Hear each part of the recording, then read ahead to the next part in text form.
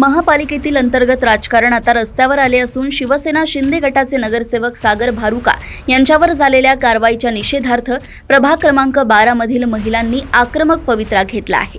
महापालिकेचे माजी स्थायी समिती सभापती विजय अग्रवाल यांच्या कार्यपद्धतीचा निषेध करण्यासाठी शेकडो महिलांनी एकत्र येत अकोला महानगरपालिका, जिल्हाधिकारी कार्यालय आणि पोलीस अधीक्षक कार्यालयावर भव्य मोर्चा काढला। यावेळी महिलांनी आपला संताप व्यक्त करत जोरदार घोषणाबाजी केली। सागर भारुका यांच्यावर अन्याय होत असून या प्रकरणी प्रशासनाने तातडीने हस्तक्षेप करून दोषींवर कठोर कायदेशीर कारवाई करावी अशी मागणी निवेदनाद्वारे करण्यात आली।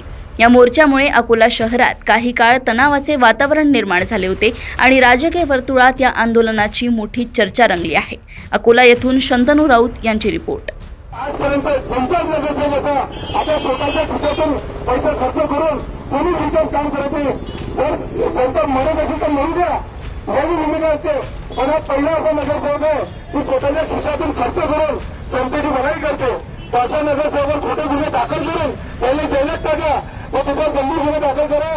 सरकारी कर्मचाऱ्यांना स्वतःला असे काही जे गुन्हे दाखल आहेत ते मागे घ्यावं अशी आम्ही विनंती करतो। आणि जो दोषी असेल त्यांनी खोटे आरोप केले, अकोल्याच्या प्रत्येक टीव्हीवर आहे, सर्व व्हिडिओवर व्हॉट्सअप फेसबुकवर ती सगळ्यात पहिली शिवी विजय अग्रवालने दिली आणि मांडी थापटली आणि सांगतो की तू मला सांग कुठे यायचं, अशी दादागिरीची जी भूमिका आहे विजय अग्रवाल यांची कोण हे अकोल्यात पडताळत होणार नाही।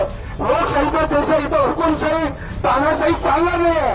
हा तानाशाहीचा देश नाही आहे। विजय भाऊचे प्रत्येक व्हिडिओ आणि सुरुवात अकोला महानगरपालिकेत महिला असताना, महापौर ताई असताना त्यांनी मांडी आपटली आणि फुलान धमकी दिली की भर द्या आणि काय अशी कृती अकोला महानगरपालिका केला ते सरासरी गलत आहे। तुमचा जो सत्ता आहे, देशात आहे, केंद्रात आहे, त्या सत्तेचा तुम्ही फायदा केला पाहिजे, जनतेला विकास केला पाहिजे। प्रभाग क्रमांकाचं नशीब आहे की पहिल्यांदा सागर भारुका इमानदार आणि निष्ठावान माणूस जो स्वतःच्या खिशातून खर्च करून जनतेला भलाई करते, अशा नगरसेवकांना खोट्या बोलण्याचं